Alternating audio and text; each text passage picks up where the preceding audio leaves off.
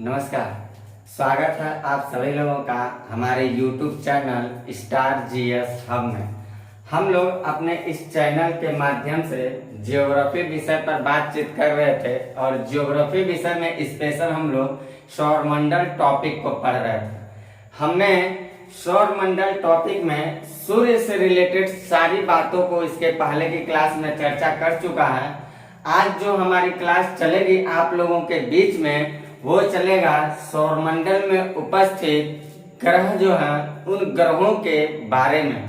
तो हम लोग देखते हैं सौरमंडल में उपस्थित जो ग्रह हैं उन ग्रहों के पीछे क्या क्या रहस्य छिपे हुए हैं। उन्हीं रहस्यों को परीक्षा के नजरिए से पूछे जाने वाले मुद्दों पे करते हैं बातचीत। तो हम लोग पहले देखते हैं ग्रहों के बारे में। ग्रह जो होते हैं, ग्रह क्या होते हैं, पहले इसके बारे में हम लोग दो कदम देख लेते हैं क्या होते हैं ये ग्रह। तो ग्रह जो होते हैं, सपोज करिए मैं यहाँ लिखता हूँ ग्रह। ग्रह किसको कहेंगे हम लोग? ग्रह किसको कहा जाता है या प्लेनेट किसको कहा जाता है, जरा इसके बारे में हम लोग देख लेते हैं। इसको अगर परिभाषित करना हो, वैसे परिभाषा कहीं पूछता उसका नहीं है, लेकिन परिभाषित अगर करना हो तो हम कैसे इसको परिभाषित करेंगे। तो देखते हैं हम लोग ग्रहों को परिभाषित करके कि ग्रह किसको कहेंगे, इसको हम लोगों को कैसे जाने। ब्रह्मांड में उपस्थित कोई भी ऐसा आकाशीय पिंड हो जो किसी तारा के चारों ओर घूमता हो। ग्रहों के बारे में मैं बता रहा हूं। ग्रहों के बारे में सबसे पहली बात तो ये जानना है कि ग्रहों की जो परिभाषा होती है वो ये होती है कि तारों के चारों ओर ये चक्कर लगाना चाहिए। तारों के चारों ओर चक्कर लगाना चाहिए, इसको चक्कर लगाए। दूसरी खासियत इसकी जो होती है वो ये होती है कि इसके पास स्वयं का प्रकाश नहीं होना चाहिए। स्वयं का प्रकाश नहीं होना चाहिए, प्रकाश ना हो। दूसरी खासियत स्वयं का प्रकाश नहीं होता होगा, इसका मतलब ये हुआ कि वो किसी तारा के प्रकाश को पा करके प्रकाशमान रहता है। तीसरी खासियत इसमें ये देखा जाएगा कि ये 3 नियमों का पालन करता हो। 3 नियमों का, ब्रह्मांडीय नियमों का, 3 नियमों का पालन करता हूं। तो ये 3 नियम कौन कौन से हैं जरा उसको हम लोग देख लेते हैं, फिर मैं बताता हूं ग्रह क्या कहलाते हैं। 3 नियम जो होते हैं उन 3 नियमों में अगर पहला नियम लिख लेते हैं, हम दूसरा देखते थे और तीसरा देखते, ये 3 नियम क्या हो। इन ग्रहों के 2 पिंडों के बीच में एक निश्चित दिशा हो, एक निश्चित दूरी हो, निश्चित दिशा हो, निश्चित दिशा हो और निश्चित गति हो, निश्चित गति हो। जैसे इसको मैं यहाँ परिभाषित करता हूँ। सपोज करिए एक पिंड यहाँ है और एक पिंड सपोज करिए यहाँ है। तो पहले मैंने लिखा निश्चित दूरी हो। इसका मतलब ये हुआ कि इस पिंड के बीच में जो डिस्टेंस है, अगर मान लीजिए 10 किलोमीटर का डिस्टेंस है तो 10 किलोमीटर ही हो, इससे ज्यादा इससे कम ना हो। अगर आज 10 है तो कल 9 11 हो जाए, ऑर्बिट चेंज करने लगा, डिस्टेंस बढ़ने घटने लगा, ऐसा नहीं। दूसरी नियम ये है, सपोज करिए ये पिंड अगर ऐसे गति कर रहा है, इस रूट से गति कर रहा है, इस पोजीशन में ये गति कर रहा है, और ये सपोज करिए ऐसे अगर गति कर रहा है, ऐसे अगर गति कर रहा है, तो दूसरा नियम ये कहता हो कि जिस दिशा में गति कर रहा है जीवन भर उसी दिशा में गति करें। अपने गति को अपने निश्चित दिशा को चेंज ना करें। जिस डायरेक्शन में रोटेट कर रहा है, ये ऐसे रोटेट कर रहा था, ऐसे रोटेट कर रहा है, ऐसे रोटेट कर रहा था, ऐसे ही रोटेट करे। रोटेट करने में कोई चेंजेस ना हो। और तीसरा मैंने लिखा है निश्चित गति हो। मान के चलिए 10 किलोमीटर पर सेकंड से दौड़ रहा है तो 10 किलोमीटर पर सेकंड से ही दौड़ है, कभी 11 किलोमीटर ना हो, कभी 12 किलोमीटर ना हो। और मान लीजिए 15 किलोमीटर पर सेकंड से दौड़ रहा है, एक बात सपोज करिएगा, तो जीवन भर ये 15 किलोमीटर की गति से ही दौड़ है। अब मैं बताता हूँ ग्रह किसको कहते हैं। ब्रह्मांड में उपस्थित ऐसा आकाशीय पिंड जिसके पास अपनी एक निश्चित दूरी हो, दोनों के बीच में एक निश्चित दिशा हो, घूमने का डायरेक्शन हो और एक निश्चित गति से गतिशील हो, और वो आकाशीय पिंड स्वयं का प्रकाश उत्पन्न न करता हो और किसी तारे के चारों रोटेट करता हो। यानी कि ब्रह्मांड में उपस्थित ऐसा आकाशीय पिंड जो किसी तारे के चारों ओर रोटेट करता हो, उसके पास स्वयं का अपना प्रकाश ना हो और वो ब्रह्मांड के नियमों में 3 नियमों का पालन करता हो। एक ये कि उन दोनों पिंडों के बीच में निश्चित दूरी हो, एक ये नियम कि उन दोनों पिंडों की जो अपनी दिशा डायरेक्शन है घूमने की वो निश्चित दिशा हो, और तीसरा यह है कि निश्चित दूरी हो। अगर ऐसा कोई भी पिंड ब्रह्मांड का उपस्थित इन समस्त नियमों का पालन करता है तो ऐसे समस्त पिंडों को हम ग्रह कहेंगे। ऐसे समस्त पिंडों को हम ग्रह कहेंगे। तो हम जिन ग्रहों के बारे में पढ़ने चल रहे हैं ये तो सब यही रहेगा।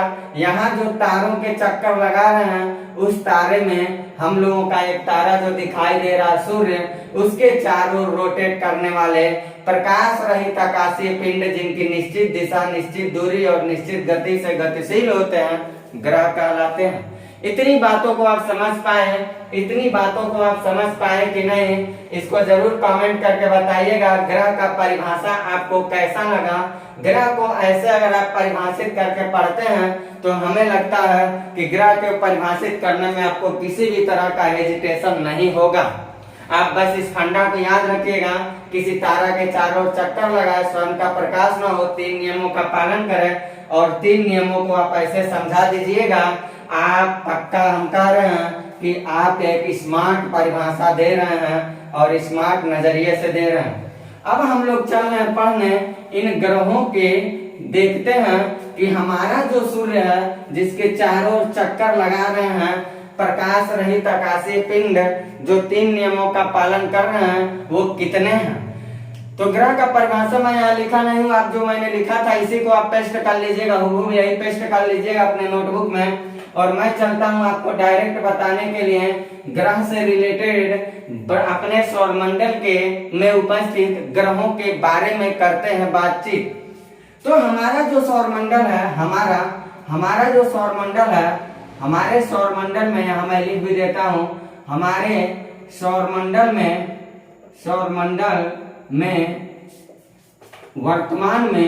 वर्तमान में कुल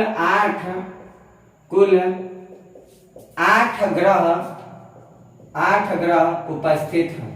वर्तमान की मैं बात किया हूँ, याद रखिएगा, वर्तमान की मैं बात किया हूँ। इसका मतलब ये हुआ कि इसके पहले कुछ और रहे होंगे। वर्तमान में कुल 8 ग्रह हैं। वो 8 ग्रह कौन है? उन्हीं 8 के बारे में हम लोग पढ़ेंगे। बुध है, शुक्र है, पृथ्वी है, मंगल है, बृहस्पति है, शनि है, अरुण है, वरुण है। 8 ग्रहों के बारे में हम लोग पढ़ेंगे। लेकिन एक और ग्रह हमारे सौरमंडल में उपस्थित था, वो था प्लूटो ग्रह, जो आज प्लूटो ग्रह की श्रेणी में नहीं है। तो हम पहले देख लेते हैं प्लूटो के बारे में, फिर मैं 8 ग्रहों को एक साथ पढ़ेंगे। वर्तमान में हमारे पास कुल 8 ग्रह हैं। ये 8 ग्रह कौन कौन है तो हम जरा इस पे चर्चा कर लेते हैं कौन कौन से ग्रह हैं।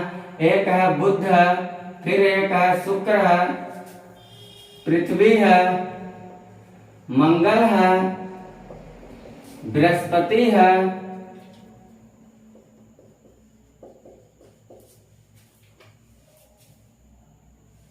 शनि है, अरुण है, वरुण है और एक यम ग्रह है नहीं था। तो इस यम से रिलेटेड जो है इसी को हम पहले बता दे रहे हैं, उसके बाद हम आपको एक एक ग्रहों के बारे में बताते हैं। यम के बारे में पहले मैं प्लूटो से रिलेटेड बातों को मैं बता दे रहा हूं, फिर मैं एक एक ग्रहों के बारे में आपसे बातचीत करने वाला हूं। तो यम से या प्लूटो से रिलेटेड जो बातें हम लोग जानेंगे, सबसे पहले तो ये बात है, यहाँ आप देख लीजिएगा, ये ऐसे ही हुबहू लिखते चलिएगा 8 ग्रह है और नीचे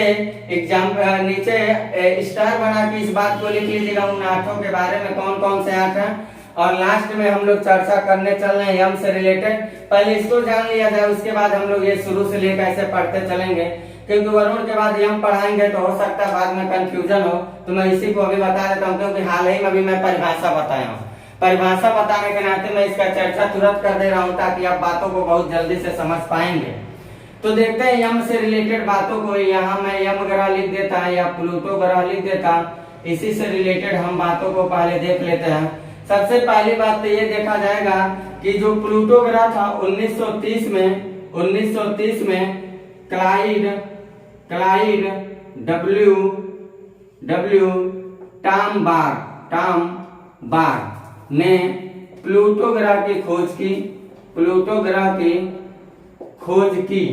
लेकिन प्लूटो ग्रह का जो खोज किया गया था, ये प्लूटो ग्रह क्या कर रहा था, जो मैं बताया हूं अभी कि ग्रह के 3 नियम होने चाहिए। पहला तो ये बताया मैंने, तारा का चक्का लगाना चाहिए, ये तो प्लूटो के अंदर सही था। दूसरा मैंने बताया था कि प्रकाश नहीं होना चाहिए ग्रहों में, ये भी प्लूटो के अंदर बात सही था। तीसरा मैंने अभी लिखा था कि उसके पास 3 नियम होना चाहिए, निश्चित दिशा हो, तो इसकी दिशा सही नहीं थी, ये डायरेक्शन को चेंज कर देता था। दूसरा लिखा था निश्चित गति हो, इसका गति नहीं सही था, क्योंकि जब वो ऑर्बिट को चेंज करेगा तो उसके जो उसका गति होगा, जो मोशन होगा, वो जाहिर सी बात है चेंजेस होंगे। यानी कि कुल मिला जुला के अपने ऑर्बिट को बार बार चेंज कर देता था, कभी किसी के ऑर्बिट में कभी किसी के ऑर्बिट में चला जाता था, जो ग्रह के ग्रह के परिभाषा को फॉलो नहीं करता था। यही कारण है कि प्लूटो ग्रह को ग्रह की दर्जा से हटाने के लिए सोचा गया। तो कौन सा वो समय था जब ये तय किया गया कि भैया प्लूटो ग्रह जो है वो ग्रह के नियमों का पालन नहीं कर पा रहा है, क्योंकि अपना ऑर्बिट बार बार चेंज कर दे रहा है, इसलिए प्लूटो को ग्रह की श्रेणी में ना रखा जाए। ये सोच हम लोगों के मन में आया 2006 में। ये सोच हम लोगों के मन में कब आया? 2006 में। 24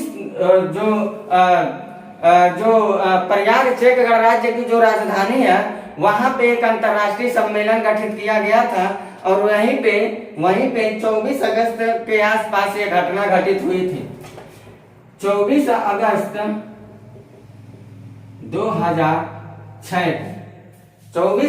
2006 को प्राग जो चेक गणराज्य की राजधानी, ये प्राग जो है ये चेक गणराज्य की राजधानी है, चेक गणराज्य की राजधानी है। तो 2006 में प्राग में अंतरराष्ट्रीय खगोल संघ हुआ था, अंतरराष्ट्रीय खगोल संघ, इंटरनेशनल खगोल संघ, जिसको हम लोग कहते हैं IAU। अभी मैं IAU का फुल फॉर्म बता देता हूँ। 24 अगस्त 2006 को प्राग में, यानी चेक गणराज्य की राजधानी में, अंतरराष्ट्रीय खगोल संघ द्वारा क्या किया गया? संघ द्वारा प्लूटो को ग्रह की दर्जा से हटा दिया गया, ग्रह की श्रेणी से हटा दिया गया।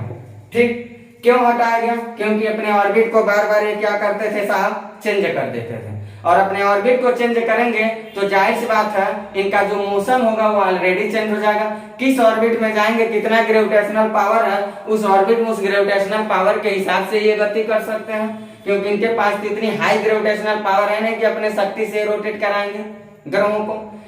तो इसलिए इनको ग्रह की श्रेणी से हटा दिया गया। कहाँ हटाया गया था? प्राग में। इस जगह का नाम याद रखिएगा, कई बार एग्जाम में इस डेट को पूछ चुका है, और ये कहाँ की राजधानी, इसको याद रखिएगा। और किससे हटाया गया था? अंतरराष्ट्रीय खगोल संघ के माध्यम से, यानी कि इंटरनेशनल एस्ट्रोनॉमिकल यूनियन IAU के द्वारा। तो एग्जाम में कई बार पूछ चुका है IAU का फुल फॉर्म क्या होता है। तो यहाँ IAU का मतलब हम लोग लिख लेते हैं,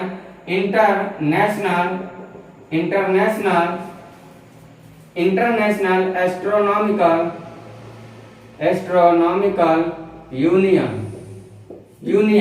इंटरनेशनल एस्ट्रोनॉमिकल यूनियन, जिनका मतलब होता है अंतरराष्ट्रीय खगोल संघ। इसी के द्वारा क्या किया गया? प्लूटो को ग्रह की श्रेणी से हटा दिया गया। तो हमारे पास थे साहब 9 ग्रह, लेकिन एक साहब जी को हटा दिया गया, क्योंकि ये काम गड़बड़ करते थे, नियम का पालन नहीं करते थे, बदमाशी करने लगे, और इनके बदमाशी की वजह से इनको ग्रह की श्रेणी से हटा दिया गया। वर्तमान में हमारे पास कितने ग्रह बचे हैं? तो हम कहेंगे 8 ग्रह ये बचे हैं। इन्हीं 8 ग्रहों में हम लोग सबसे पहले पढ़ने चल रहे हैं बुध ग्रह के बारे में। हम लोग सबसे पहले बातचीत करने चल रहे हैं बुध ग्रह के बारे में। तो आप इन बातों को नोट कर लीजिए, फिर मैं एक एक ग्रह को करके बताता हूँ। हम लोग चल रहे हैं पढ़ने बुध से रिलेटेड मुद्दों पे करते हैं बातचीत। क्या है बुध ग्रह का रहस्य? तो इसको जरा आप गौर से समझिएगा, और शॉर्ट नोटबुक बनवाता चलूंगा मैं, उसको तो आप जरूर बनाते चलिएगा, मेरा बात मानिएगा तब। यहाँ मैं ले लेता हूँ एक सूर्य, यहाँ मैं सूर्य को ले लेता हूँ, सूर्य यहाँ मैंने ले लिया। और यहाँ मैं क्या करता हूँ, यहाँ पहले हम लोग पढ़ने चल रहे हैं बुद्ध के बारे में। हम लोग पहले अपनी क्लास करने चल रहे हैं, बुद्ध से रिलेटेड मुद्दों पे करते हैं बातचीत।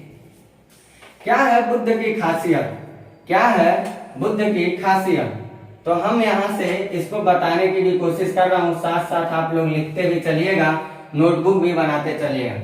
देखिए एकदम बिल्कुल आसान तरीके। सबसे पहली बात बुद्ध से जानने के लिए, अगर मैं 8 ग्रहों को यहाँ बना लेता हूँ, बुद्ध, शुक्र, पृथ्वी, मंगल, बृहस्पति, ऐसे शनि, अरुण, ये 8 ग्रह ऐसे आएंगे, 8 ग्रह। मैं अभी लास्ट जब क्लास लूंगा आपको, अभी मैं समझा रहा हूँ, तो मैं रोटेट भी बताऊंगा कैसे करते हैं, सारे ग्रह बता देंगे, उनकी रोटेटरी बात बता देंगे। अभी वो सब बात करना हमें लग रहा है बहुत जरूरी नहीं। यहाँ बहुत फिगर बना के ऐसे दिखा दे, खूब सुंदर सुंदर लग रहा है, तो उससे आपका एग्जाम नहीं निकल पाएगा। अभी मैं कंटेंट देने चल रहा हूँ आपको, उन मुद्दों पे भी मैं बातचीत कर लूंगा, निश्चिंत रहिएगा, कुछ नहीं छोड़ूंगा। और पूरी बेसब्री के साथ, ईमानदारी के साथ आपको अपना समझ के अपने अंदाज में बताऊं। सबसे पहली बात, जो बुध ग्रह है सूर्य से देखा जाएगा तो नजदीकी में सबसे पहले आता है। नजदीकी में देखा जाए तो सबसे सूर्य के नजदीक जो ग्रह होगा वो बुध होगा। सबसे पहला सवाल ये बनेगा कि सूर्य का सबसे निकटतम ग्रह, अगर कोई पूछेगा सूर्य का सबसे निकटतम ग्रह, निकटतम ग्रह, तो सूर्य का सबसे निकटतम ग्रह कौन है भाई? अगर आपसे कोई बोलता है तो आप एक भाषा में बोलिए बुध। हम लोग किसको पढ़ रहे हैं? हम लोगों का टाइटल है बुध। हम लोग का टाइटल क्या है भाई? तो हम लोगों का जो टाइटल पढ़ा है वो बुध ग्रह है, यही लिख देता, वो बुध ग्रह है। हम लोग पढ़ रहे हैं बुध ग्रह के बारे में, यानी कि बुध ग्रह, यानी कि इसको हम लोग एक भाषा में भी कर सकते हैं मरकरी के बारे में हम लोग बातचीत कर रहे हैं, मरकरी के बारे में। तो सूर्य का सबसे निकटतम ग्रह, पहला बात याद रखिएगा क्या है? बुध है। इसकी दूसरी खासियत मैं बता रहा हूँ, ये बुध ग्रह जो है सौरमंडल में जितने 8 ग्रह हम लोग रखेंगे, अभी मैं ऐसा भी छोटे छोटे ऐसे कर दे रहा हूँ क्योंकि इसको इरेज करना हमें, हम दूसरे अंदाज में थोड़ा पढ़ाऊंगा। मैं थोड़ा और मास्टर है जो पढ़ाते हैं सब, उन सब का रवैया अपना रहा हूँ। तो बुध, शुक्र, पृथ्वी, मंगल, 8 हो गए ना, 2 4 6 8 हो गए ना। 3 8 में सबसे छोटा जो ग्रह है, सबसे छोटा वो यही बुध है, सबसे जो छोटा है। मैं इसीलिए इसको बना रहा था। 8 ग्रह में सबसे छोटा ग्रह कौन है? बुध है। यानी सौरमंडल का कोई पूछेगा सबसे छोटा ग्रह क्या है, तो आप कहेंगे सौरमंडल का सबसे छोटा ग्रह। तो हम लोग जानेंगे सौरमंडल का जो सबसे छोटा ग्रह है वो साहब बैठे हैं बुध जी। ठीक, तीसरी इनकी खासियत क्या? अभी इसमें समझाने वाली बात उसको भी मैं बता रहा हूँ। तीसरी खासियत हम लोग ये देखेंगे, पहला तो देख लिए कि सूर्य के सबसे नजदीक है, दूसरा देख लिए सौरमंडल का सबसे छोटा है। तीसरी इसके अंदर एक खासियत ये आती है कि इसके पास कोई अपना उपग्रह नहीं। तीसरी खासियत इसकी जो हम लोगों को लिखना है तो ये लिखना है बुध ग्रह का अपना कोई उपग्रह नहीं है, कोई उपग्रह नहीं है। ये बात को याद रखिए। अब आती है यहाँ से बात समझने वाली, अब बात आती है थोड़ा समझने वाली, तो उसको मैं बताने की कोशिश करता हूं।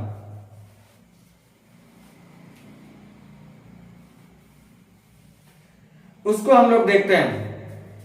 जो बुध ग्रह है ये 47.9 किलोमीटर पर सेकेंड की स्पीड से सूर्य के चारों ओर घूमता है। कितना घूमता? तो कहेंगे 47.9 किलोमीटर पर सेकेंड से। मुझे चाहिए था इधर लिखना, इधर लिखे होते तो इधर फिगर हम लोग बना लेते, कोई बात नहीं, अगली बार से देख लेते हैं। ये 47.9 किलोमीटर पर सेकेंड से सूर्य के चारों रोटेट करता है और एक फाइनल चक्कर लगाता है तो 88 दिन लेता है। यानी सपोज करिए यहाँ सूर्य बैठा है, यहाँ बुध बैठा है, तो 47.9 किलोमीटर पर सेकेंड से दौड़ रहा, 47.9 किलोमीटर पर सेकेंड से, एक सेकंड में लगभग 47 किलोमीटर 900 मीटर भाग रहा। और इस तरह से सूर्य का एक चक्कर फाइनल लगाने में इसको 88 दिन लग रहे हैं, 88 दिन लग रहे हैं। तो ये बात आपको याद रखना कि बुध ग्रह जो है सूर्य का एक कंप्लीट चक्कर कितने दिनों में लगाता है? तो हम कहेंगे 88 दिनों में लगाता है। तो अगली बात हम लोग ये लिखेंगे कि बुध ग्रह 47.9 पर सेकंड से सूर्य के चारों ओर चक्कर लगाता है और एक पूरा चक्कर 88 दिनों में पूरा करता हूं। 88 दिनों में पूरा करता है। इस बात को आप याद रखिएगा। इस बात को आपको क्या करना है साहब, याद रखना कि 47.9 किलोमीटर पर सेकंड की स्पीड से सूर्य के चारों ओर आप घूम रहे हैं तो ये अपना एक कंप्लीट चक्कर कितने दिन में लगा रहे हैं, लगभग 88 दिन में एक कंप्लीट चक्कर लगा देगा। बुध के अंदर एक रहस्य छिपा हुआ वो ये है कि बुध ग्रह जो है इसके पास वायुमंडल का अभाव पाया जाता है और वायुमंडल का अभाव होता है और बुध ग्रह जो देखा जाता है, जितने सारे ग्रह हैं अभी 8 ग्रह हैं, उन 8 ग्रहों में सबसे ज्यादा तापांतर जो देखा जाता है वो बुध ग्रह का देखा जाता है। यानी कि बुध ग्रह में तापांतर क्यों ज्यादा होता है, मैं इसको प्रूव कर रहा हूं। बुध ग्रह का तापांतर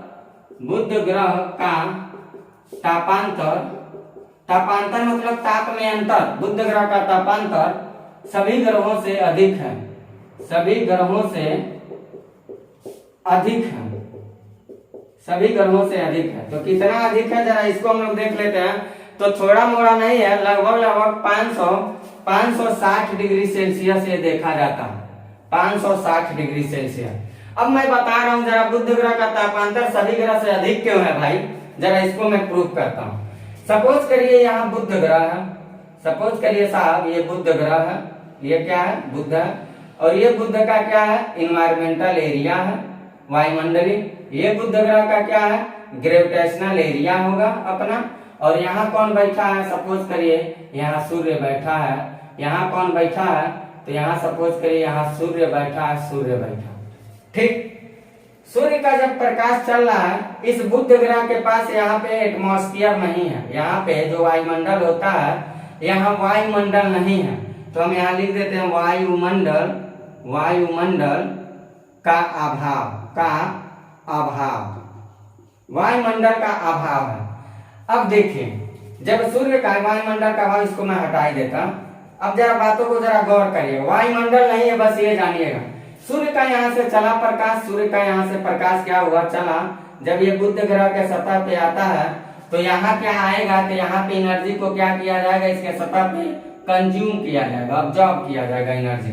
कोई भी पिंड जब पाता है, हमारी पृथ्वी को अभी पढ़ाऊंगा मैं तो बताऊंगा, पृथ्वी सूर्य की प्रकाश पृथ्वी पे आती है, जब रेडिएशन होता है तब एटमॉस्फेयर हिट होता है। मैं प्रूव करूंगा, पृथ्वी पहुंचूंगा तब, वो भी विशेष करके वायुमंडल चैप्टर में पढ़ाऊंगा। तो सूर्य का जब यहाँ प्रकाश चल आते है, एनर्जी को क्या करेगा, ऑब्जॉर्ब करेगा।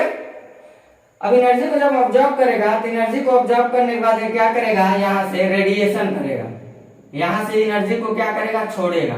जितना ऊर्जा खाया रहेगा उस ऊर्जा को अपने वायुमंडल में छोड़ेगा।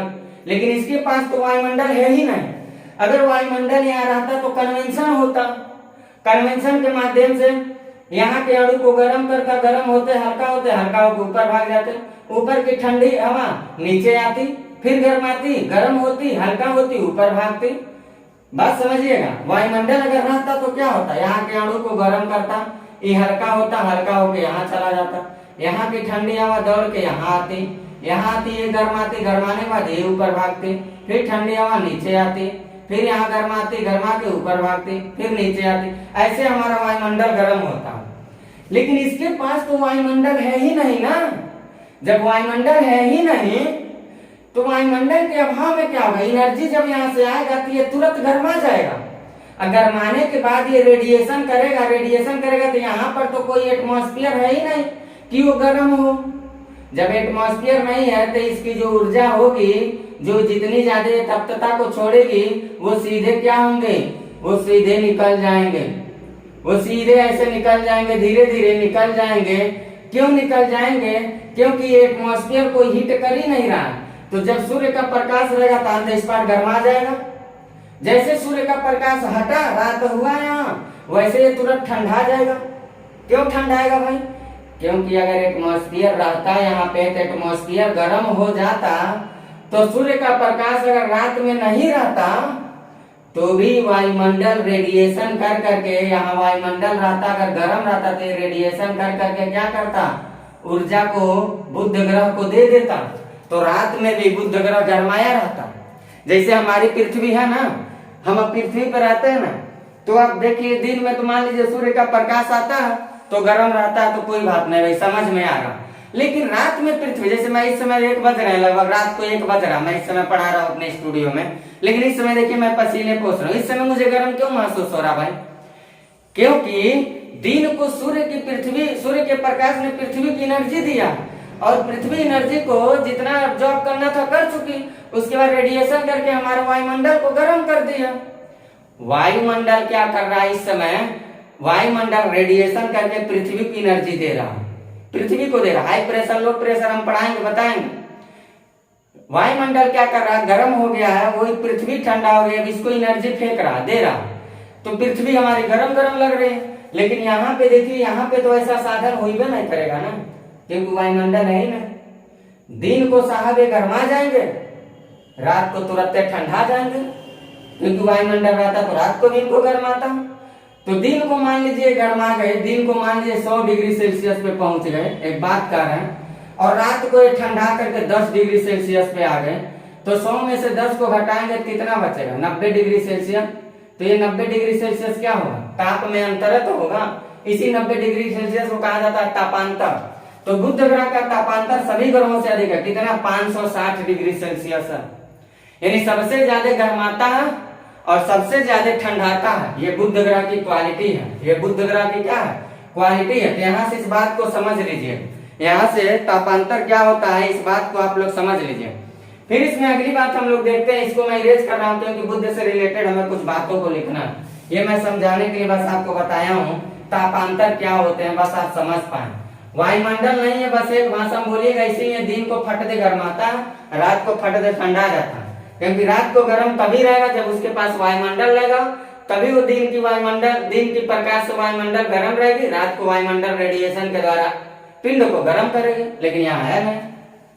अब हम लोग अगला चीज देखते हैं, बुध ग्रह का एक दिन जो होता है, बुध ग्रह का एक दिन, इस डाटा को याद रखिएगा,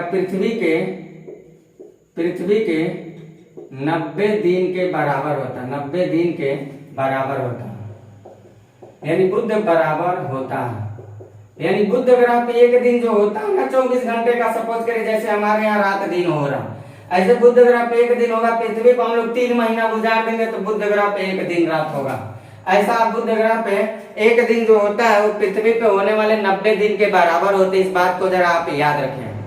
फिर बुध से रिलेटेड ये हम लोगों को तथ्य जानना, तथ्य की बातें सब लिख रहा हूँ। बुध का जो गुरुत्वाकर्षण है, बुध का गुरुत्वाकर्षण वो पृथ्वी के गुरुत्वाकर्षण का कितना है? तो हम लोग देखते हैं बुध का गुरुत्वाकर्षण पृथ्वी के गुरुत्वाकर्षण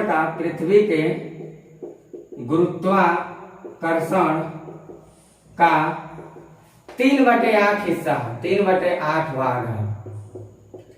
इन बुध ग्रह के पास जितना गुरुत्वाकर्षण है, पृथ्वी के गुरुत्वाकर्षण का 3/8 का मतलब ये हुआ, मान लीजिए पृथ्वी के पास 100% ग्रेविटेशनल पावर है, तो इसका इंटू 3, 100 का 3/8 आप कर दीजिए, कितना हो जाएगा? 300/8 हो जाएगा। तो हम 8 से काट देंगे, 8 त्रिकी 24 और हम लोगों को कितना मिल जाएगा? 6 मिल जाएगा। 8 7 56 लिख देंगे, फिर 4 मिलेगा 0.8, 40 हो जाएगा, 8 चौक 32, 8 5 40, यानी कि 37.5 कितना होगा? अगर बुध का पृथ्वी का मान लीजिए अगर 100% ग्रेविटेशनल पावर है तो बुध का ग्रेविटेशनल पावर कितना होगा? 37.5% होगा, 37.5% होगा। इसको देख लीजिएगा, 8 त्रिकी 24, 6 बचेगा हम लोगों को, 6 बचेगा 60 होगा, 8 7 56, 4 बचेगा 40 होगा, 8 5 40, यानी कि इतना होगा। इस बात को आप याद रखिएगा डाटा के रूप में कि बुध का जो गुरुत्वाकर्षण है पृथ्वी के गुरुत्वाकर्षण का 3/8 है। अगर मान लीजिए ग्रेविटेशनल पावर 100% अगर पृथ्वी का है मान लीजिए, तो 37.5% ग्रेविटेशनल पावर किसका होगा? तो बुध ग्रह का होगा। ऐसा मानक तौर पे आप समझ सकते हैं, समझने के लिए। फिर इसके अलावा अगर हम लोग देखेंगे तो बुध ग्रह का जो अपना मास होता है, जो द्रव्यमान होता है, बुध का जो मास है, बुध का जो द्रव्यमान है, मास है, द्रव्यमान पृथ्वी के द्रव्यमान का 18वां भाग है। 18वां, ये सब डाटा याद रखिएगा, भाग है। 18वां भाग का क्या मतलब निकला भाई, जरा इसको समझ लेते हैं। मान लीजिए 100 किलो की पृथ्वी है, मान लीजिए 100 किलोग्राम की पृथ्वी है, ये पृथ्वी है, तो इसका 18वां हिस्सा हम लोगों को करना पड़ेगा, 100 का 18वां हिस्सा करना पड़ेगा। यानी कि हम लोगों को क्या करना पड़ेगा, 100 का 18वां हिस्सा का 18 भाग में तोड़ना पड़ेगा। और 18 भाग में अगर हम लोग तोड़ते हैं तो जो बात आता है वो हम लोगों का होगा बुध ग्रह का द्रव्यमान। वो हम लोगों का क्या होगा, बुध ग्रह का द्रव्यमान होगा। थोड़ा जल्दी जल्दी क्लास को कंटिन्यू करते हैं, पसीना बहुत ज्यादा हो रहा है। हम लोग इसको देखते हैं, बुध से रिलेटेड थोड़ी और बातों को देख लेते हैं। 2 बातें और हैं जो बुध से रिलेटेड है और जो एग्जाम में बार बार पूछे जाते हैं, वो क्या है। बुध ग्रह जो हम लोग अक्सर पढ़ते हैं, शुक्र ग्रह को सायं और सुबह का तारा, भोर और सायंकाल का तारा कहा जाता है। ऐसा हम लोग पढ़ते हैं शुक्र ग्रह को, जो रोज दिखता है। आपको एक बात बता दूं, बुध ग्रह को भी शुक्र ग्रह की तरह सायं और भोर का तारा कहा जाता है, लेकिन शुक्र ग्रह हर दिन हमें दिखाई देता है और बुध ग्रह जो होता है वो सायं और भोर के तारा के रूप में हमें एक साल में मात्र 3 बार दिखाई देता है। एक साल में मात्र 3 बार दिखाई देता है। इसीलिए हम एक बात ये भी कह सकते हैं कि वर्ष में 3 बार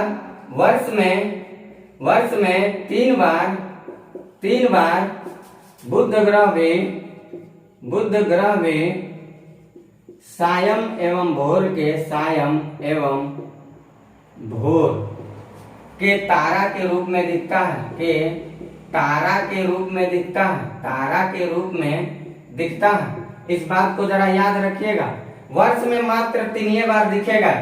और दूसरी एक रहस्य की बात इसका मैं ये बता दे रहा हूँ बुध से रिलेटेड। पृथ्वी, अगर यहाँ मैं बुध लिखा बनाया हूँ तो यहाँ शुक्र होगा और यहाँ पर होगी पृथ्वी, यहाँ पे पृथ्वी। तो सूर्य और पृथ्वी, ये मान लीजिए शुक्र है और यह है पृथ्वी। पृथ्वी के बाद यहाँ कौन होगा, तो यहाँ मंगल होगा, यहाँ पे होगा मंगल। ऐसे पूरा आते हैं। अभी मैं यहाँ देखता हूँ इस पृथ्वी के और सूर्य के बीच में कौन कौन से ग्रह हैं। एक बुध है और एक शुक्र है। इन दोनों के पास अपना उपग्रह नहीं है, और इन दोनों ग्रहों को अंतर्ग्रह कहा जाता है। इन दोनों के बीच में अवस्थित ग्रह कहा जाता है। इसलिए एग्जामिनर कभी कभी सवाल पूछता है, सौरमंडल में कौन सा ग्रह अंतर्ग्रह के नाम से जाना जाता है। कहेगा बुध, कहेगा शुक्र, कहेगा दोनों, कहेगा कोई नहीं। चाहे सवाल बनाएगा कि सौरमंडल में कौन सा ग्रह अंतर्ग्रह की श्रेणी में नहीं रखा जाता, ऑप्शन देगा बुध, दूसरा देगा शुक्र, तीसरा देगा पृथ्वी, चौथा देगा कोई नहीं, तो आप कहेंगे पृथ्वी। तो बातों को जरा गौर से समझते चलिएगा, एग्जामिनर घुमाता भी रहता है। तो हम लोग ये कहेंगे कि बुध एवं शुक्र को अंतर्ग्रह कहा जाता है। अंतर्ग्रह कहा जाता है। क्यों कहा जाता है, अगर कोई पूछता है आपसे तो आप इसलिए कहिएगा क्योंकि ये सूर्य और पृथ्वी के बीच में अवस्थित है। सूर्य पृथ्वी के बीच में अवस्थित है, अंतर्ग्रह की श्रेणी में इनको रखा जाता है। फिर बुध ग्रह से रिलेटेड हम लोगों को 2-4 बातें और जानना है, और वो ये जानना है कि बुध ग्रह के पास से एक आर्टिफिशियल सैटेलाइट गुजरा था, एक आर्टिफिशियल कृत्रिम उपग्रह गुजरा था। जो कृत्रिम उपग्रह था मारीनर 10 कृत्रिम उपग्रह एक था, जो बुध के बहुत ही करीबी से होकर गुजरा था। एक बुध के पास से होकर गुजरने वाला जो उपग्रह था वो था मारीनर 10। तो मारीनर 10 के बारे में भी आप यहाँ मैं लिख दे रहा हूँ, बस मारीनर 10 आप अपने भाषा में लिख लीजिएगा। यहाँ मैं लिख दे रहा हूँ मारीनर 10। ये जो था ये क्या था, ये कृत्रिम उपग्रह था। ये कृत्रिम उपग्रह आप लाइन से लिख लीजिएगा कि बुध के पास से गुजरने वाला कृत्रिम उपग्रह मारीनर 10 था। इस बात को जरा आप लिख लीजिएगा। और दूसरी बात ये हम लोग देख लेते हैं, नासा के द्वारा बुध ग्रह के पास ये सैटेलाइट, बुध ग्रह के ऑर्बिट में एक सैटेलाइट छोड़ा गया था। 2003 उनकी ये घटना है, 2003 या 2004 की घटना है लगभग। तो 2004 के आसपास में नासा के द्वारा एक सैटेलाइट छोड़ा गया था बुध के ऑर्बिट के लिए, और वो सैटेलाइट जो था वो 2015 में पहुंचा था। मैसेंजर जो था वो सैटेलाइट एक मानव रहित अंतरिक्ष यान भेजा गया था, कह सकते हैं अंतरिक्ष यान था वो, मानव रहित था, मानव रहित याद रखिएगा, मानव सहित नहीं, मानव रहित एक अंतरिक्ष यान भेजा गया था 2004 में नासा के द्वारा, और वो यान था मैसेंजर। 2015 में वो मैसेंजर जो था वो बुध से जाकर के टकरा गया, अब टकराने के बाद क्या हुआ, नष्ट हो गया। तो एक बात हम लोगों को और लिखना है कि नासा के द्वारा 2004 में एक अंतरिक्ष यान, एक मानव रहित अंतरिक्ष यान मैसेंजर भेजा गया जो बुध के से टकरा करके नष्ट हो गया 2015 में। इन बातों को आपको नोट कर लेना है अपने नोटबुक में आप इस बात को नोट कर लीजिएगा।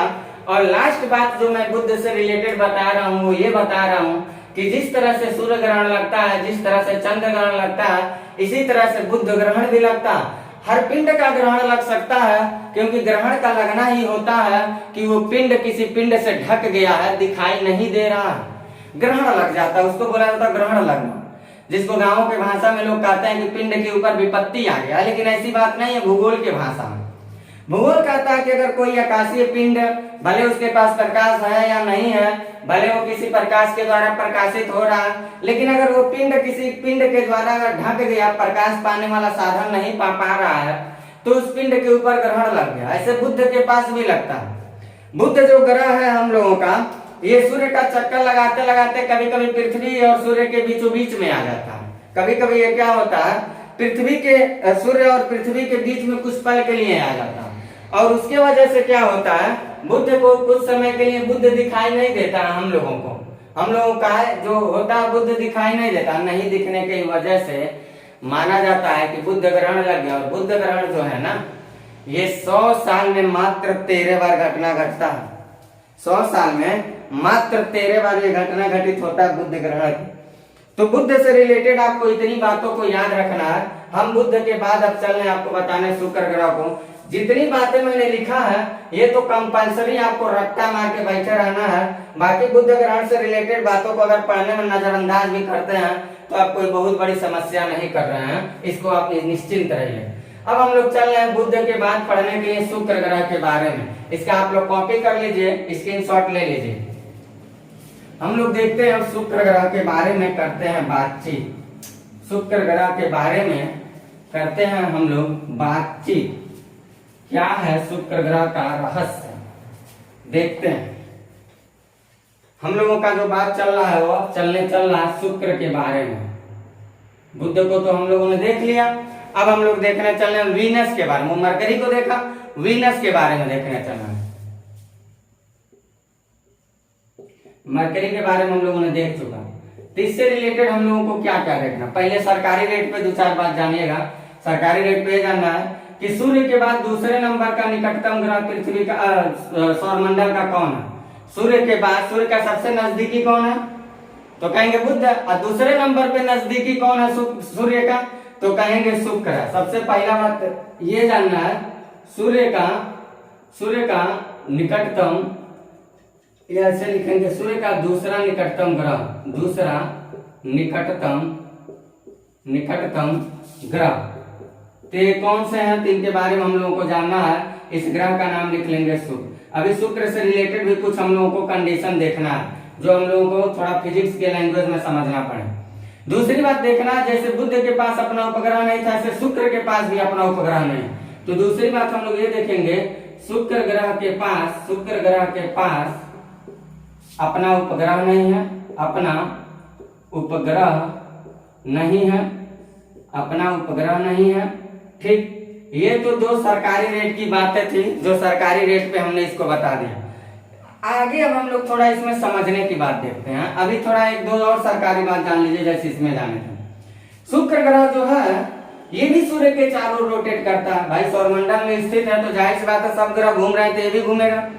तो शुक्र ग्रह जो है ये 35 किलोमीटर पर सेकंड से सूर्य के चारों रोटेट करता है। कितना करता है भाई? 35 किलोमीटर पर सेकंड से सूर्य के चारों रोटेट करता है। और एक पूरा कंप्लीट चक्कर, मान लीजिए यहाँ सूर्य है, यहाँ शुक्र है, ये सूर्य है और ये शुक्र है, तो 35 किलोमीटर पर सेकंड से इसके चारों ओर घूम रहा है, 35 किलोमीटर पर सेकंड से। और एक कंप्लीट चक्कर लगाता है 225 दिन में। एक इनिशियल पॉइंट को फाइनल पॉइंट में कन्वर्ट करने में इसको कितना टाइम लगता है? 225 दिन लगता है। तो जरा इसको आप लोग याद रखिएगा। इसको हम लोगों को अगली बार शुक्र से रिलेटेड ये लिख लेना है, शुक्र से रिलेटेड कि क्या लिखना है? शुक्र ग्रह 35 किलोमीटर पर सेकेंड से सूर्य का चक्कर लगाता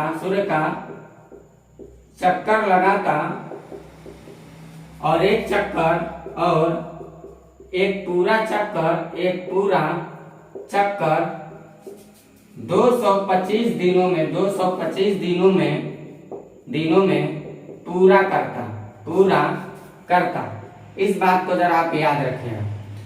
शुक्र ग्रह जो है 35 किलोमीटर पर सेकंड से सूर्य का चक्कर लगा रहा है और एक चक्कर 225 दिन में पूरा कर रहा। इस बात को थोड़ा आप लोग नोट करिएगा और याद रखिएगा।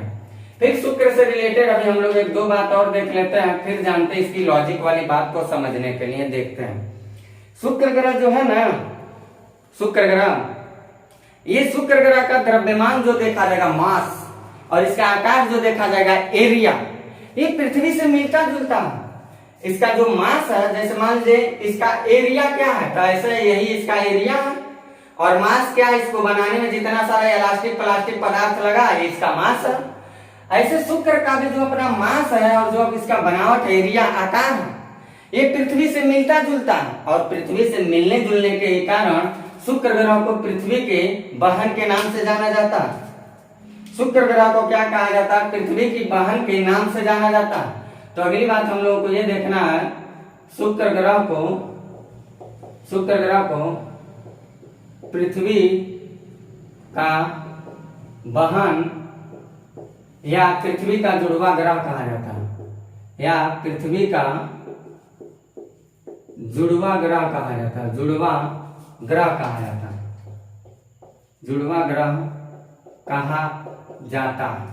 क्यों कहा जाता है? कोई पूछेगा, कहेगा इसका जो मास है, इसका जो मास है यानी कि द्रव्यमान जो है, द्रव्यमान और इसका जो आकार है, ये दोनों द्रव्यमान और आकार पृथ्वी से मिलता जुलता है। इसीलिए इसको क्या कहा जाता है? पृथ्वी का जुड़वा ग्रह कहा जाता है। पृथ्वी सदृश ग्रह कहा जाता है या पृथ्वी का जुड़वा ग्रह कहा जाता है। अगली खासियत इसके अंदर ये हम लोगों को देखना है, जो शुक्र ग्रह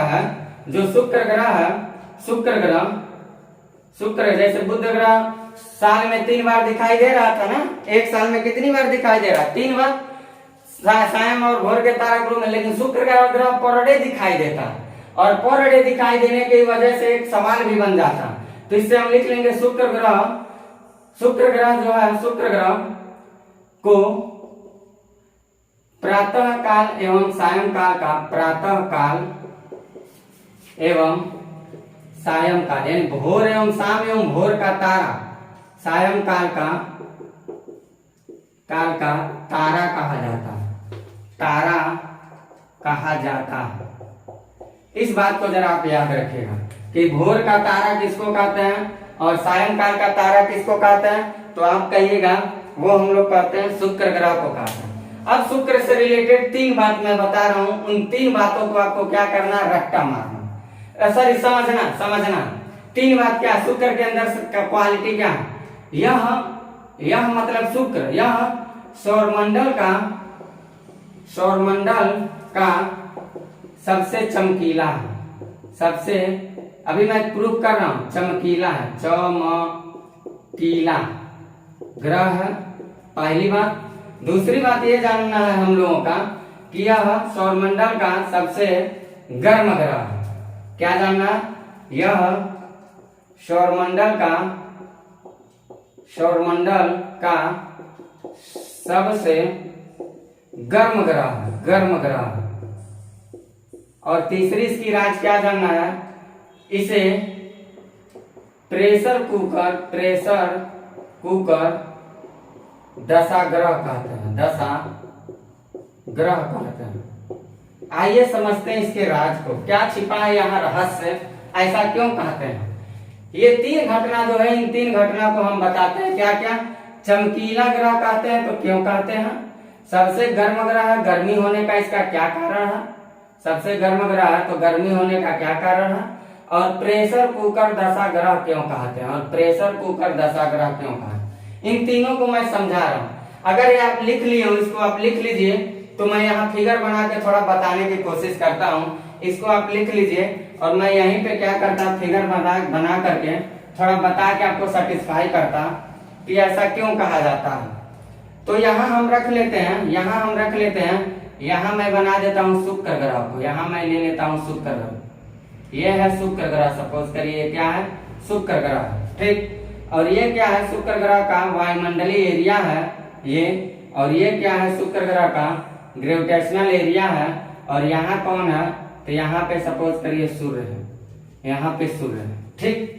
बातों को समझिएगा। ग्रेविटेशनल एरिया थोड़ा यहीं ले लीजिए, यहीं ले लीजिए। ये क्या है, वायुमंडलीय एरिया है, और ये यहाँ का पोर्शन क्या है, उसका ग्रेविटेशनल एरिया। ये स्थिति क्या है, तो कहिएगा निर्वात की पोजीशन। अब देखते हैं पहले हम लोग शुक्र को सबसे ज्यादा चमकीला क्यों कहते हैं। बहुत सारे मास्टर पढ़ाते हैं तो कहते हैं शुक्र ग्रह जो है सबसे ज्यादा चमकीला इसलिए है क्योंकि उसके एटमॉस्फेयर में CO2 बहुत ज्यादा है। ग्रह मास्टर है, लड़का को भी ग्रह बना रहा है, उसको कुछ नहीं पता, वो ग्रह है उसको नहीं पता है। बहुत सारे छोटी छोटी किताब पढ़ेंगे, मैं ये नहीं कह रहा हूँ किताब गलत है या मैं बहुत प्रकांड विद्वान हूँ, मैं ये नहीं कह रहा, लेकिन मैं सच कह रहा हूँ। मैं जो कह रहा हूँ अब कहने चल रहा हूँ वो सच कहने चल रहा हूँ।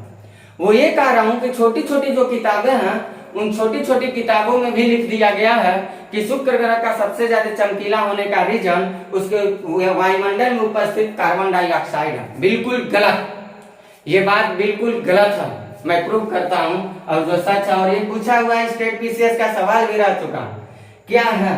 हम लोग अभी पढ़ेंगे पृथ्वी का एल्बिडो।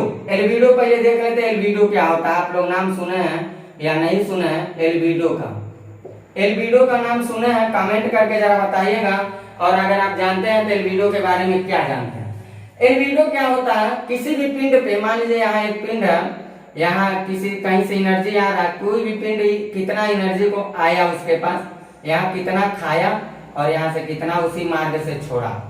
सपोज करिए 10 कैलोरी ऊर्जा को, 10 कैलोरी ऊर्जा यहाँ आया और 7 कैलोरी ऊर्जा यहाँ से रिटर्न हो गया, तो यहाँ कितना बचा भाई, यहाँ बचा 3 कैलोरी ऊर्जा, यहाँ बचा 3 कैलोरी ऊर्जा। यही 3 कैलोरी ऊर्जा जो होगा इसी को कहते हैं एल्बिडो में जानते हैं। यानी कि आई हुई उष्मा प्लस गई रिटर्न हुई उष्मा के बीच का जो अनुपात होता है वही एल्बिडो कहलाता है किसी भी पिंड का। हमारी पृथ्वी का भी एल्बिडो, सारे ग्रहों का अपना एल्बिडो होता, लेकिन इन सारे ग्रहों में सबसे ज्यादा एल्बिडो जो होता है, सबसे ज्यादा एल्बिडो जो होता है वो शुक्र ग्रह का होता है। अगर सबसे ज्यादा एल्बिडो शुक्र ग्रह का है तो इसका मतलब ये हुआ कि शुक्र ग्रह सबसे ज्यादा एनर्जी को अपने पास रख ले रहा। और अगर सबसे ज्यादा एनर्जी को रख लेगा तो ये बताइए सबसे ज्यादा चमकेगा नहीं तो क्या अंधेरे में रहेगा। तो अब उसको हम समझने चल रहे कैसे चमक रहा। सपोज करिए यहाँ से शुक्र ग्रह के लिए प्रकाश चला, यहाँ से प्रकाश जो है शुक्र ग्रह के पास आया। अब शुक्र ग्रह का जो ये एरिया है प्रकाश को क्या किया, एब्जॉर्ब किया, ये एब्जॉर्ब किया। और शुक्र ग्रह का जो एटमॉस्फेयर, इसके एटमॉस्फेयर में CO2 सबसे ज्यादा होता है, CO2 बहुत ज्यादा पाया जाता है। अभी ये क्या करेगा, प्रकाश को खाया, एब्जॉर्ब किया और यहाँ से क्या करेगा, प्रकाश को रेडिएशन करेगा, विकिरण यहाँ से होंगे तो इसका वायुमंडल गर्म होगा। लेकिन प्रकाश की जितनी प्रकाश को पा रहा है उष्मा को उतना ऑब्जर्व कर रहा है, और ऑब्जर्व करने के बाद ज्यादा सोख रहा कम छोड़ रहा, ज्यादा खाया कम छोड़ा, ज्यादा खाया कम छोड़ा। इसका मतलब ये हुआ कि इसके पास जो एनर्जी होगा वो एनर्जी धीरे धीरे स्टोर होके ज्यादा हो जाएगा। और जब स्टोर होके इसके सतह की एनर्जी धीरे धीरे ज्यादा हो जाएगा तो वही एनर्जी रिफ्लेक्शन करेगा, और जब वो एनर्जी रिफ्लेक्शन करेगा तो हमको सबसे ज्यादा चमकता हुआ दिखाई देगा। क्योंकि कोई भी चीज हमें क्यों दिखती है, वो इसलिए दिखती है क्योंकि वहां से प्रकाश रिफ्लेक्ट होकर हमारे पास आता, आंखों पे आता। कोई चीज किसी रंग की क्यों दिखती है, वो इसलिए दिखती है क्योंकि उसी रंग का रिफ्लेक्शन हमारी आंखों तक हो रहा है। कोई चीज हरा हरा क्यों दिख रहा है? क्योंकि हरा रंग का रिफ्लेक्शन हो रहा है। नीला है, नीला क्यों? यही नीला है, हमको दिखाई दे रहा, काला दिखाई दे रहा, कहाँ दिखा? नीला इसलिए दिखाई दे रहा क्योंकि हमारी आंखों पे नीला रंग जो है रिफ्लेक्ट होके आ रहा है, नहीं तो नीला नहीं दिखाई देता।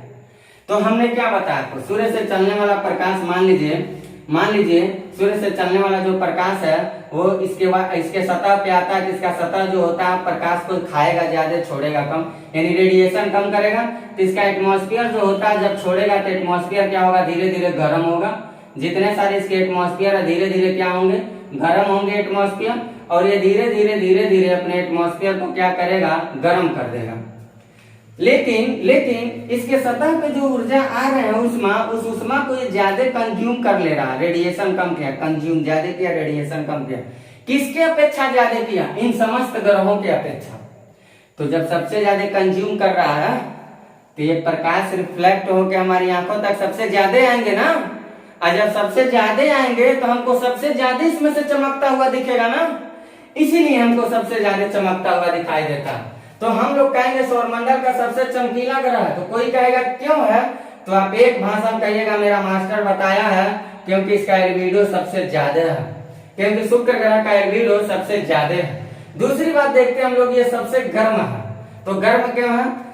अब मान लीजिए एल्बिडो से सबसे ज्यादा एनर्जी को स्टोर कर लिया और रिफ्लेक्शन करके एटमॉस्फेयर को गर्म किया, तो इसके एटमॉस्फेयर में मिल कौन रहा है? इसके एटमॉस्फेयर में मिल कौन रहा है? इसके एटमॉस्फेयर में CO2 मिल रहा है, सबसे ज्यादा CO2 मिल रहा है। CO2 ग्लोबल वार्मिंग के लिए बहुत जिम्मेदार गैस होता है और ये हीट भी बहुत तेज होता है, जलन शक्ति भी ताकतवर रखता है।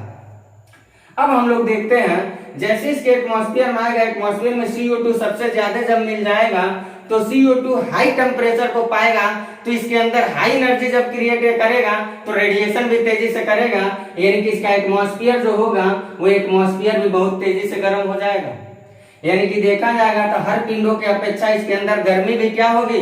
बहुत ज्यादा हो जाएगी। यानी कि ये बात साबित होता है कि सौरमंडल का सबसे गर्म ग्रह है, तो गर्म कहाँ है? तो कहिएगा इसके एटमॉस्फेयर में CO2 सबसे ज्यादा मात्रा में। क्या कहेंगे आप? इसके एटमॉस्फेयर में CO2 सबसे ज्यादा मात्रा है। अब देखते तीसरी बात देखते हैं, इसे प्रेशर कुकर दशाग्रह कहते हैं। क्यों कहते हैं? कुकर हम लोग यूज करते हैं ना, कुकर में क्या करते हैं? दाल चावल घी पूरी मलाई सब्जी आनी पानी सब डाल दिए, नीचे से टेम्परेचर दिए। जब नीचे से हम टेम्परेचर देते हैं कुकर पे, मान लीजिए कुकर है, नीचे से हम टेम्परेचर दिए तो कुकर का सतह गर्म होगा।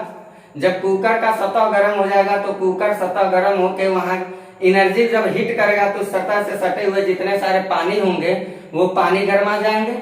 जब नीचे के पानी गर्माएंगे तो टेम्परेचर ताप को पाके पानी क्या होंगे? गर्म होंगे, गर्म होके हल्का होंगे, हल्का होने के बाद वो सीधे भगोना के ऊपर चले जाएंगे। मान लीजिए यहाँ मैं आपको वो भी बता दे रहा हूँ, यहाँ पे वो भी बता दे रहा हूँ। मान लीजिए भगोना है, मान लीजिए भगोना है जिसमें हम, ये कुकर है, सॉरी ये कुकर और ये कुकर की डंटी है, ये कुकर की डंटी है, और यहाँ मान लीजिए सेफ्टी वाल्व लगा है। यहाँ क्या लगा है? सेफ्टी वाल्व लगा है। और यहाँ मान लीजिए सीटी लगा है। क्या लगा है? सीटी कहाँ लगेगा? सॉरी सीटी, मान लीजिए यहाँ सीटी लगा है, या ये है सेफ्टी वाल्व और ये है सीटी, यहाँ पे लगा है सीटी, ठीक। और मैं यहाँ क्या किया? आग दे दिया। अब इसमें क्या भरा था? मैं पानी भरा था, या मुर्गा मछली बकरा कुछ भी डाल दीजिए, इसी में चावल घी मलाई कुछ भी डाल दीजिए, आग दे दिया। पहले तो ये लेयर गर्म हो गया इसका, जैसे गर्म हो जाएगा कुकर वैसे उष्मा को छोड़ेगा तो ये क्या होगा? अपने सतह पे सटे हुए सारे पानी के अणुओं को गर्म करेगा। यहाँ के अणु गर्म होकर हल्का होंगे, ऊपर चले जाएंगे, ऊपर के अणु नीचे चले जाएंगे, नीचे को ऊपर जाएंगे, ऊपर के नीचे चलेंगे। कन्वेंशन प्रक्रिया इससे चलेगी। पानी देखिए हरत करता है, खौलता। जब पूरा पानी कांस्टेंट हो जाएगा गर्म होके, तो वो पानी गर्म होके वाष्प जब बनेगा तो कहेगा बाहर भैया हमको बाहर निकालो। बाहर निकालने के लिए सीटी पे क्या करेगा? प्रेशर डालेगा, सीटी के माध्यम से गर्म हवा निकल जाएगा, कुकर फिर कांस्टेंट हो जाएगा। मान लीजिए हम सीटी को ऐसे दबाए हैं, सीटी को दबाए रहेंगे तो कुकर की अपनी इसके एरिया की जितनी सारी क्षमता होगी एनर्जी को उष्मा को अवशोषित करने वाले उतना तो करेगा। अगर मैं और दबाया रहेगा तो और करेगा, और दबाया रहेगा तो और करेगा। जब फाइनल स्टेज पे आएगा तो इस सेफ्टी वाल्व को क्या करेगा? तोड़ देगा, यहाँ से गैस निकल के भाग जाए। लेकिन मान लीजिए मैं इसको भी दबाया, इसको भी दबा दिया तो धीरे धीरे ऊर्जा उष्मा इसमें भरेगा उष्मा, और एक समय ऐसा का कुकर क्या होगा, ब्लास्ट कर जाएगा। कुकर क्या होगा, ब्लास्ट कर जाएगा। बस वही घटना तो यहाँ होता। प्रेशर कुकर दशाग्रह इसको क्यों कहा था? अभी मैंने देखा चमक रहा है ज्यादा, CO2 को होने की वजह से गर्मी भी ज्यादा कर रहा है। तो इसके एटमॉस्फेयर पे गर्म होकर के हमारे क्या होती है, यहाँ प्रेशर डालते हैं। यहाँ पे आके क्या करेंगे, प्रेशर डालें। हर पिंड का अपना एक स्केप वेलोसिटी होता है, शुक्र का भी अपना एक स्केप वेलोसिटी होगा। और क्या करेंगे, अगर इसके स्केप वेलोसिटी से ज्यादा प्रेशर डाल देंगे तो यहाँ से गैस निकल के यहाँ चले आएंगे, इसके ग्रेविटेशनल एरिया, सॉरी वायुमंडल, इसके ग्रेविटेशनल एरिया के बाहर चले जाएंगे। ये इसका सब वायुमंडल है। यानी कि प्रेशर कुकर यानी कि जितनी गर्म हवाएं थी वो आराम से निकल गई। फिर ये क्या हुआ, एटमॉस्फेयर कांस्टेंट हो गया। इसी घटना को कहा जाता है प्रेशर कुकर दशाग्रह। तो हमने आपको शुक्र से रिलेटेड लगभग सारी बातों को बता चुका। अब आप एक बात याद रखिएगा कि शुक्र ग्रह का गर्म होना CO2 है, लेकिन शुक्र ग्रह का सबसे ज्यादा चमकना CO2 कोई मतलब नहीं है। कोई मास्टर पढ़ा रहा तो चुतिया बना रहा, खुद भी कॉन्सेप्ट उसका क्लियर नहीं है, बचवा के भी कॉन्सेप्ट क्लियर नहीं कर पा रहा। शुक्र ग्रह का सबसे ज्यादा चमकीला कहिएगा एल्बिडो है। एल्बिडो कोई पूछेगा तो ये बताइएगा क्या होता है, कितना ऊर्जा आया कितना गया, बीच का अंतर। और यहाँ एल्बिडो से समझा दीजिएगा उसको, CO2 से गर्म दिखा दीजिएगा और वही गर्म उसको प्रेशर कुकर के रूप में कन्वर्ट करके दिखा दीजिएगा। अब हम लोग इसके बाद जो ग्रह पढ़ेंगे वो पढ़ेंगे पृथ्वी के बारे में करेंगे बातचीत। बुध और शुक्र से रिलेटेड हम आपको हर बातों को बता चुका। पृथ्वी की बातें हम अगली क्लास में बताता हूँ, क्लास लंबा हो गया। और आप लोगों से मेरा एक गुजारिश है कि आप लोग थोड़ा मेरे चैनल को लाइक करें भाई, और ये सब्सक्राइब जो बटन लिखा है, इस सब्सक्राइब बटन को जरा आप लोग प्रेस करिए। जैसे प्रेस करेंगे तो बगल में आप लोगों को एक बेल आइकन मिलेगा। इस बेल आइकन को प्रेस करेंगे तो 3 ऑप्शन खुल के मिलेगा। ऊपर के ऑप्शन में ऑल लिखा रहेगा, इस ऑल नोटिफिकेशन को भी जारी करिए भाई, आप लोग इसको करिए। यानी कहने का मतलब यह है हमारी वीडियो को, हमारे चैनल को ज्यादा से ज्यादा लाइक करें, शेयर करें, सब्सक्राइब करें, ताकि हमारी मनोबल को बढ़ाइए। आप मेरी मनोबल को बढ़ेगी तो और गुणवत्ता के साथ मैं आऊंगा। क्योंकि जब ज्ञान इंद्रियां को संयमित रहते हैं व्यक्ति के दायरे में, वो कब रहती है, जब व्यक्ति चंचल स्वभाव का रहता है, खुश रहता है। तो थोड़ा मेरी मनोबल को आप बढ़ाते रहिए। और मेरे चैनल को ज्यादा से ज्यादा वीडियो देख रहे हैं तो लाइक करिए भाई, लाइक करिए। लाइक करने में क्या जाता है आपका, कोई घर खेत थोड़ी बिक रहा है, पसीना भिगो आपको बता रहा, कोई आपसे कुछ चीज का आशा नहीं किया हूँ। बस लाइक करिए और शेयर करिए, सब्सक्राइब करिए, ज्यादा से ज्यादा मेरे चैनल को पूरे भारत के कोने कोने तक फैलाइए। यही हमारी आप लोगों से एक आशा है, या सपोज करिए यही हमारी आप लोगों से एक उम्मीद है। और इसी उम्मीद को पाने के लिए हम आप लोगों के बीच इतनी मेहनत कर रहे हैं। तो करिए, मेरी भी साथ और सहयोग दीजिए। लेता हूँ आप लोगों से मैं इजाजत, मिलते हैं अगली वीडियो में पृथ्वी ग्रह के साथ।